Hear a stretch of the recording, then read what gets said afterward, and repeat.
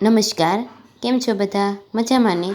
તો આજે આપણે ગણિતની અંદર પ્રકરણ 3 સંખ્યા સાથે રમતમાં આપણે આગળ થોડોક અભ્યાસ કરવાનો છે. તો તેમાં આપણે નવું શીખવાનું છે અવિભાજ્ય સંખ્યા. કે અવિભાજ્ય સંખ્યા એટલે શું?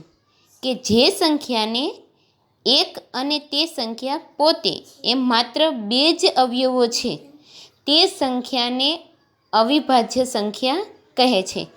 એટલે કે જે સંખ્યાને એક અને તે સંખ્યા પોતે એમ માત્ર બે જ અવયવો હોય તે સંખ્યાને અવિભાજ્ય સંખ્યા કહે છે. આપણે અવયવ આગળના સ્વાધ્યાયમાં શીખી ગયા છીએ કે અવયવ એટલે શું, બરાબર? તો એવી સંખ્યા જોવાની કે માત્ર તેનો એક અને તે સંખ્યા પોતે માત્ર બે જ અવયવ હોય તેને અવિભાજ્ય સંખ્યા કહે છે. દાખલા તરીકે 2, 3, 5, 7, 11 અને 13 આ બધી અવિભાજ્ય સંખ્યાઓ છે, કારણ કે તેને ફક્ત એક અને તે સંખ્યા પોતે માત્ર બે જ અવયવો છે, એટલે તેથી તેને અવિભાજ્ય સંખ્યા કહે છે. સૌથી નાની અવિભાજ્ય સંખ્યા 2 છે. તમે જોઈ શકો છો કે શરૂઆતમાં અવિભાજ્ય સંખ્યા કઈ આવે છે? 2. તો સૌથી નાની અવિભાજ્ય સંખ્યા કઈ છે? 2 છે. તો 2 એ એકમાત્ર બેકી અવિભાજ્ય સંખ્યા છે. 2 એ એકમાત્ર બેકી અવિભાજ્ય સંખ્યા છે. આ બધી જ અવિભાજ્ય સંખ્યાની અંદર 2 છે એ બેકી સંખ્યા છે અને અવિભાજ્ય સંખ્યા પણ છે. તો આપણે અવિભાજ્ય સંખ્યા,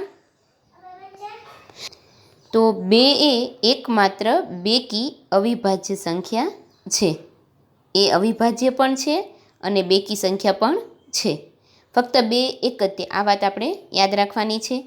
ત્યાર પછી અવિભાજ્ય સંખ્યા પછી વિભાજ્ય સંખ્યા. તેનાથી વિરુદ્ધાર્થી કે વિભાજ્ય સંખ્યા એટલે શું? કે જે સંખ્યાને 2 થી વધારે અવયવો હોય તે સંખ્યાને વિભાજ્ય સંખ્યા કહે છે. વિભાજ્ય સંખ્યા એટલે શું? કે 2 થી વધારે અવયવ હોય તે સંખ્યાને વિભાજ્ય સંખ્યા કહે છે. એક અને માત્ર પોતે સંખ્યા હોય તેને માત્ર, એટલે કે 2 અવયવ હોય તેને અવિભાજ્ય સંખ્યા અને 2 થી વધારે અવયવ હોય તેને વિભાજ્ય સંખ્યા કહે છે. દાખલા તરીકે 4, 6, 8, 9, 10 અને 12 આમ વગેરે અનંત સુધી આવે છે વિભાજ્ય સંખ્યા, બરાબર? એટલે ઘણી બધી આવી શકે. તો જે સંખ્યાને 2 થી વધારે અવયવો હોય ને તે સંખ્યાને વિભાજ્ય સંખ્યા કહે છે. દાખલા તરીકે 4, 6, 8, 9, 10, 12 એમ અનંત સુધી આવી શકે છે. હવે એકનો વિભાજ્ય કે અવિભાજ્ય સંખ્યામાં સમાવેશ થતો નથી. એક એ એવી સંખ્યા છે કે તેનો વિભાજ્ય કે અવિભાજ્યમાં સમાવેશ થતો નથી. એક એ વિશિષ્ટ સંખ્યા છે. એક એ કેવી સંખ્યા છે? વિશિષ્ટ સંખ્યા છે. આ વાત ખાસ યાદ રાખવાની છે. અને સૌથી નાનામાં નાની વિભાજ્ય સંખ્યા કઈ છે? 4. સૌથી નાનામાં નાની વિભાજ્ય સંખ્યા 4 છે અને સૌથી નાનામાં નાની અવિભાજ્ય સંખ્યા 2 છે. હવે આપણે અવિભાજ્ય શીખ્યા, વિભાજ્ય સંખ્યા વિશે માહિતી મેળવી. હવે જોઈએ બેકી સંખ્યા વિશે કે બેકી સંખ્યા એટલે શું? બેકી સંખ્યા એટલે કે જે સંખ્યાને 2 વડે નિશેષ ભાંગી શકાય તે સંખ્યાને બેકી સંખ્યા અથવા તો સમ સંખ્યા અથવા તો યુગ્મ સંખ્યા કહેવાય છે. બેકી સંખ્યા એટલે કે જે સંખ્યાને 2 વડે ભાંગી શકાય તેને બેકી સંખ્યા, પછી સમ સંખ્યા અથવા તો યુગ્મ સંખ્યા કહેવાય છે. દાખલા તરીકે 2, 4, 6 અને 8 એમ વગેરે આવી શકે છે બેકી સંખ્યામાં, બરાબર? ત્યાર પછી એકી સંખ્યા. એકી સંખ્યા એટલે કે જે સંખ્યાને 2 વડે ભાંગી ન શકાય તે સંખ્યાને એકી સંખ્યા કહેવાય. તેને વિષમ સંખ્યા પણ કહેવાય છે અને તેને અયુગ્મ સંખ્યા પણ કહેવાય છે. બેકી સંખ્યા એટલે કે જેને 2 વડે ભાંગી શકાય તે સંખ્યાને બેકી સંખ્યા કહેવાય અને એકી સંખ્યા એટલે કે જે સંખ્યાને 2 વડે ભાંગી ન શકાય તેને એકી સંખ્યા કહેવાય છે. તો આમ આપણે એકી સંખ્યા, બેકી સંખ્યા, વિભાજ્ય સંખ્યા અને અવિભાજ્ય સંખ્યા વિશે માહિતી મેળવી. તો હવે આપણે તેના આધારે સ્વાધ્યાય તરફ આગળ વધી. સ્વાધ્યાય છે 3.2. આપણે આગળ શીખ્યા ને તેના આધારે આપણે હવે સ્વાધ્યાય ગણવાનો છે. તેમાં પ્રશ્ન 1 છે. પ્રશ્ન 1 શું કહે છે કે કોઈ પણ બે એકી સંખ્યાનો સરવાળો અને કોઈ પણ બે બેકી સંખ્યાનો સરવાળો શું થાય એ ફક્ત આપણે કહેવાનું છે. તો કોઈ પણ બે એકી સંખ્યાઓનો સરવાળો હંમેશા બેકી સંખ્યા જ મળે. એટલું યાદ રાખવાનું કે કોઈ પણ બે એકી સંખ્યાનો સરવાળો હંમેશા બેકી સંખ્યા જ મળે આપણને, બરાબર. અને કોઈ પણ બે બેકી સંખ્યાનો સરવાળો હંમેશા બેકી સંખ્યા જ મળે છે. બેકી સંખ્યાનો સરવાળો હંમેશા બેકી સંખ્યા મળે છે અને એકી સંખ્યાનો સરવાળો હંમેશા બેકી સંખ્યા મળે છે. પણ બે એકી સંખ્યાનો સરવાળો બેકી સંખ્યા અને બે બેકી સંખ્યાનો સરવાળો હંમેશા બેકી સંખ્યા જ મળે છે. ત્યાર પછી પ્રશ્ન 2. પ્રશ્ન 2માં શું કહે છે આપણને કે નીચે જણાવેલા વાક્યો સાચા છે કે ખોટા તે આપણે જણાવવાનું છે. તો પહેલું છે કે 3 એકી સંખ્યાનો સરવાળો એકી સંખ્યા જ છે. આ સાચું છે કે ખોટું છે?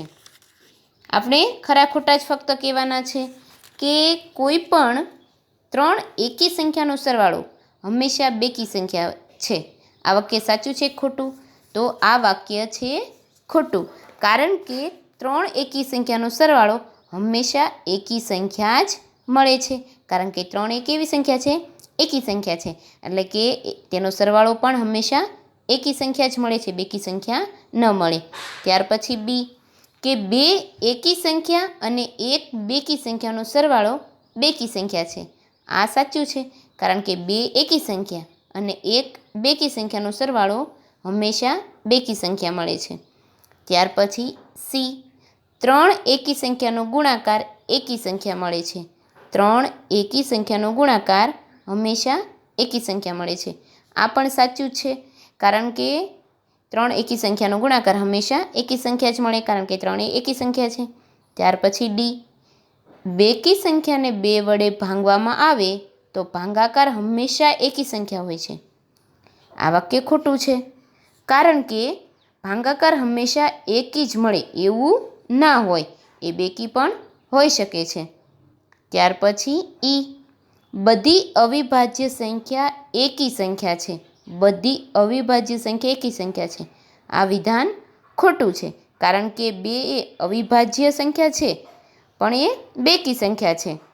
અવિભાજ્ય સંખ્યા એ બધી અવિભાજ્ય સંખ્યા એકી સંખ્યા છે એવું કીધું છે, પણ ના, 2 એ અવિભાજ્ય પણ છે અને બેકી પણ છે, એટલે આ વિધાન ખોટું થાય છે. ત્યાર પછી જી અવિભાજ્ય સંખ્યાને અવયવ હોતો નથી. આ વાક્ય ખોટું છે, કારણ કે અવિભાજ્ય સંખ્યાને એક અને સંખ્યા પોતે એમ 2 તો અવયવો હોય જ છે. ત્યાર પછી જી 2 અવિભાજ્ય સંખ્યાનો સરવાળો હંમેશા બેકી સંખ્યા છે. 2 અવિભાજ્ય સંખ્યાનો સરવાળો હંમેશા બેકી સંખ્યા છે. આ વિધાન પણ ખોટું છે, કારણ કે 2 અવિભાજ્ય સંખ્યાનો સરવાળો એકી સંખ્યા પણ હોઈ શકે અને બેકી સંખ્યા પણ આવી શકે છે. ત્યાર પછી એચ 2 એ એકમાત્ર બેકી અવિભાજ્ય સંખ્યા છે. 2 એ એકમાત્ર બેકી અવિભાજ્ય સંખ્યા છે. આ વિધાન સાચું છે. ત્યાર પછી આઈ કે બધી બેકી સંખ્યા વિભાજ્ય સંખ્યા છે. બધી બેકી સંખ્યા એ વિભાજ્ય સંખ્યા છે. આ વિધાન ખોટું છે, કારણ કે બધી બેકી સંખ્યાઓ વિભાજ્ય સંખ્યા નથી, કારણ કે 2 એ બેકી સંખ્યા છે પણ તે વિભાજ્ય સંખ્યા નથી. 2 એ તો અવિભાજ્ય સંખ્યા છે. ત્યાર પછી જી કે 2 બેકી સંખ્યાઓનો ગુણાકાર હંમેશા બેકી સંખ્યા જ હોય છે. આ વિધાન સાચું છે. ત્યાર પછી આપણે પ્રશ્ન 3. પ્રશ્ન 3માં શું કહે છે આપણને કે 13 અને 31 એ અવિભાજ્ય છે. આ બંને સંખ્યાના અંકો 1 અને 3 સમાન છે. આપણે 13 અવિભાજ્ય સંખ્યા અને 31 અવિભાજ્ય સંખ્યા બંનેના તમે અંકો જોશો ને તો 1 અને 3 છે, બંનેમાં સરખા છે. તો 100 સુધીની અવિભાજ્ય સંખ્યાની જોડી આપણે શોધવાની છે. તો સૌપ્રથમ આપણને પહેલાં 100 સુધીની અવિભાજ્ય સંખ્યા કઈ કઈ છે એ ખબર હોવી જોઈએ. તો સૌપ્રથમ આપણે પહેલાં 100 સુધીની અવિભાજ્ય સંખ્યા લખીએ. તો કઈ કઈ છે? 2, 3, 5, 7, 11, 13, 17, 19, 23, 29, 31, 37, 41, 43, 47, 59, 61, 67, 71, 73, 73, 79, 89 અને 97. તો આ 100 સુધીની અવિભાજ્ય સંખ્યા છે. અવિભાજ્ય સંખ્યા એટલે શું? કે તેને ફક્ત એક અને સંખ્યા પોતે એમ માત્ર 2 જ અવયવો હોય તેને અવિભાજ્ય સંખ્યા કહેવામાં આવે છે. હવે આપણે તેની સરખી સમાન અંક હોય ને એવી જોડી બનાવવાની છે. તો એ આપણે આમાંથી ગોતવાની છે. તો પહેલી તો આપણને આપેલી છે 13 અને 31. હવે બીજી શોધીએ તો 17 અને 71. તો 17 અને 71 જુઓ, તેમાં બંનેમાં 1 અને 7 બંનેમાં અંક સરખા છે. ત્યાર પછી 37 અને 73. તો 37 અને 73. તો 37 અને 73માં 3 અને 7 અંક સરખા છે. પછી 79 અને 97. તો 79 અને 97માં પણ 7 અને 9 અંક સરખા છે. તો આમ આપણે 4 જોડી બનાવી શક્યા છીએ. તો હવે પ્રશ્ન 4. તેમાં શું કહે છે આપણને કે 20થી નાની અવિભાજ્ય અને વિભાજ્ય સંખ્યા અલગથી લખવાની છે. 20થી નાની હોય ને તેવી અવિભાજ્ય અને વિભાજ્ય સંખ્યા અલગથી લખવાની છે. તો આપણે પહેલાં 20થી નાની અવિભાજ્ય સંખ્યા લખીએ. તો એમાં કઈ કઈ આવે છે? તો 2, 3, 5, 7, 11, 13, 17 અને 19. આ બધી 20થી નાની છે અને અવિભાજ્ય સંખ્યા છે. ત્યાર પછી 20થી નાની વિભાજ્ય સંખ્યા લખવાની છે. 20થી નાની વિભાજ્ય સંખ્યા. તો તેમાં કઈ કઈ આવે છે? તો તેમાં 4, 6, 8, 9, 10, 12, 14, 15, 16 અને 18. આ બધી 20થી નાની વિભાજ્ય સંખ્યા છે. હવે ત્યાર પછી પ્રશ્ન 5. પ્રશ્ન 5માં આપણને શું કહે છે કે 1 અને 10 વચ્ચે સૌથી મોટી અવિભાજ્ય સંખ્યા કઈ છે? 1 અને 10ની વચ્ચે સૌથી મોટી અવિભાજ્ય સંખ્યા.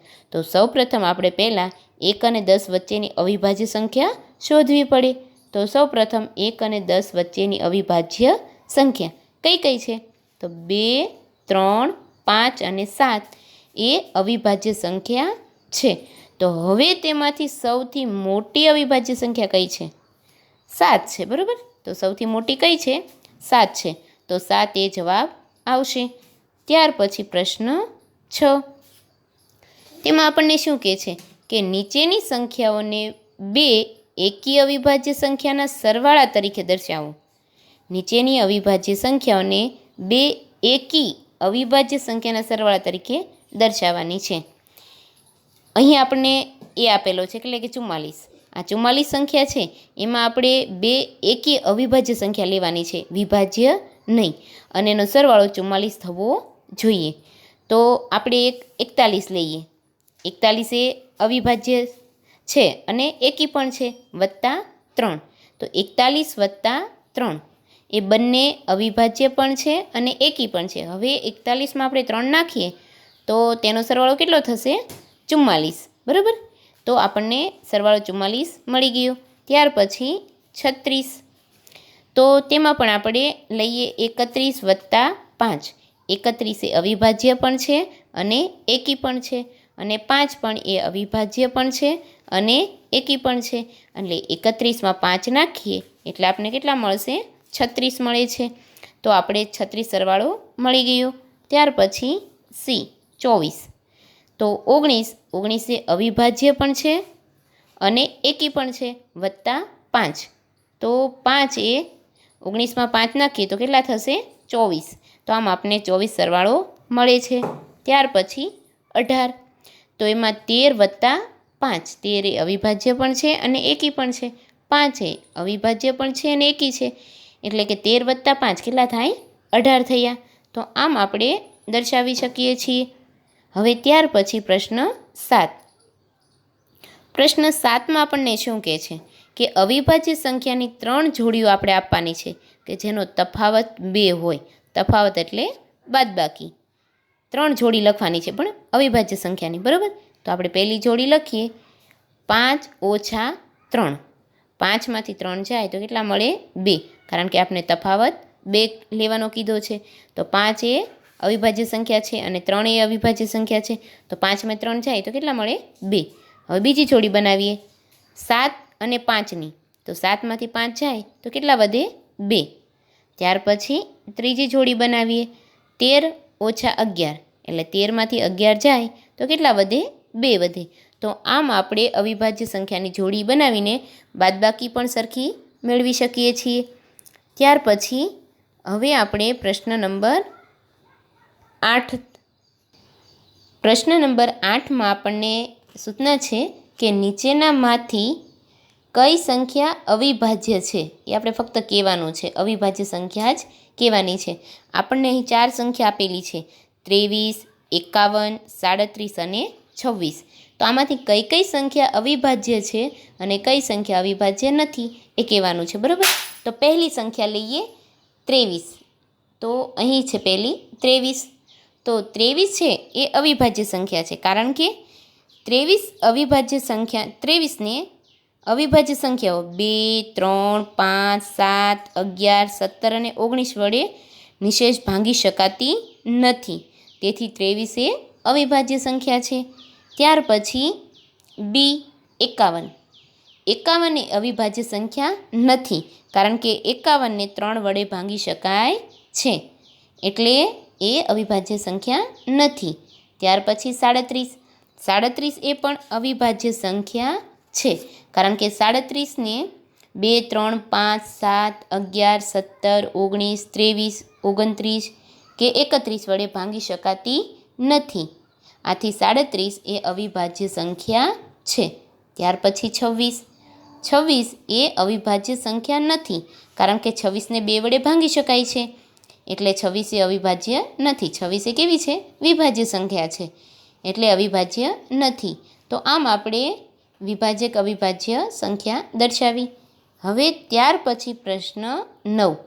પ્રશ્ન 9માં આપણને શું કહે છે કે 100 કરતાં નાની ક્રમિક 7 વિભાજ્ય સંખ્યા લખવાની છે કે જેમની વચ્ચે કોઈ પણ અવિભાજ્ય સંખ્યા હોય નહીં. તો એવી 7 ક્રમિક સંખ્યા કઈ છે? તો એ આપણે 90, 91, 92, 93, 94, 95, 96. આ એવી ક્રમિક 7 વિભાજ્ય સંખ્યા છે કે જેમની વચ્ચે કોઈ પણ અવિભાજ્ય સંખ્યા આવતી નથી. આ 100 કરતાં નાની છે અને ક્રમિક 7 વિભાજ્ય સંખ્યા છે, બરાબર. હવે પ્રશ્ન નંબર 10.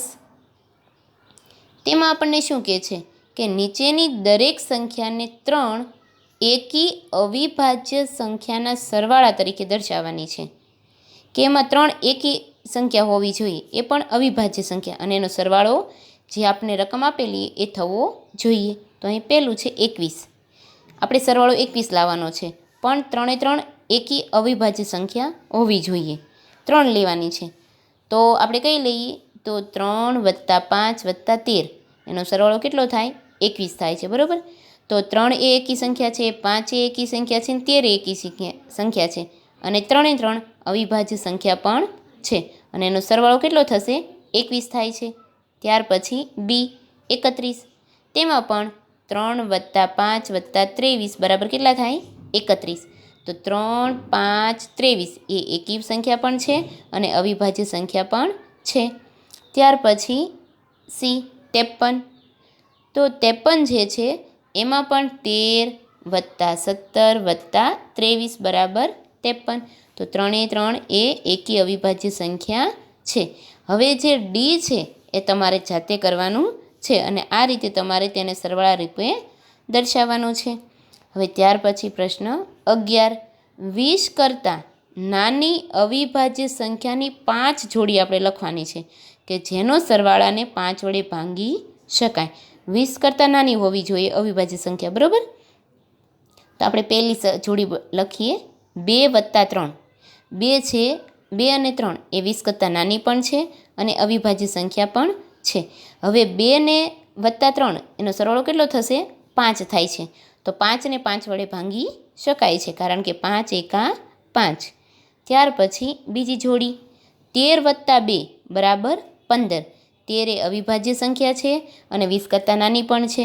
2 પણ એ 13 અને 2 બંને 20 કરતાં નાની પણ છે અને અવિભાજ્ય સંખ્યા પણ છે, અને તેનો સરવાળો 15 થાય છે. તેને પણ 5 વડે ભાંગી શકાય છે. 5 તેરી 15, બરાબર.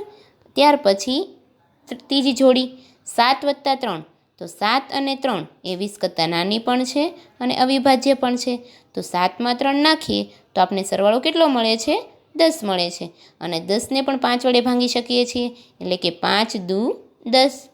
હવે ત્યાર પછી ચોથી જોડી 13 અને 3, તો 13 અને 3 છે એ 20 કરતાં નાની પણ છે અને અવિભાજ્ય પણ છે. 17 અને 13, 17 અને 3 જે છે એ 20 કરતાં નાની પણ છે અને અવિભાજ્ય પણ છે. તો 17 + 3 કરીએ તો 20 થાય. તો 20ને પણ 5 વડે ભાંગી શકાય છે. 5 ચોક 20. ત્યાર પછી પાંચમી જોડી 19 + 11, એ બંને સંખ્યા 20 કરતાં નાની પણ છે અને અવિભાજ્ય છે. 19માં 11 નાખીએ તો કેટલા થાય? 30 થાય.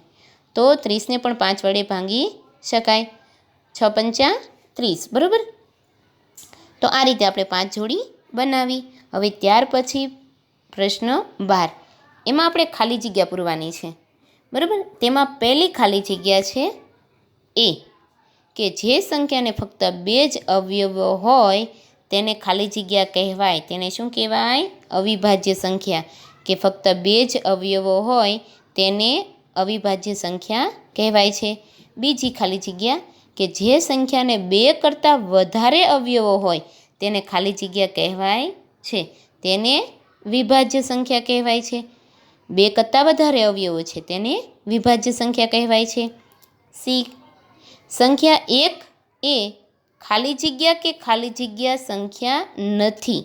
તો સંખ્યા 1 એ વિભાજ્ય પણ સંખ્યા નથી અને અવિભાજ્ય પણ સંખ્યા નથી, કારણ કે 1 એ વિશિષ્ટ સંખ્યા છે. ત્યાર પછી ડી, સૌથી નાની અવિભાજ્ય સંખ્યા ખાલી જગ્યા છે. સૌથી નાની અવિભાજ્ય સંખ્યા કઈ છે? 2, એટલે જવાબ આવશે 2. ઈ, સૌથી નાની વિભાજ્ય સંખ્યા ખાલી જગ્યા છે. સૌથી નાની વિભાજ્ય સંખ્યા કઈ છે? 4 છે. ત્યાર પછી એફ, સૌથી નાની બેકી સંખ્યા. સૌથી નાની બેકી સંખ્યા 2 છે.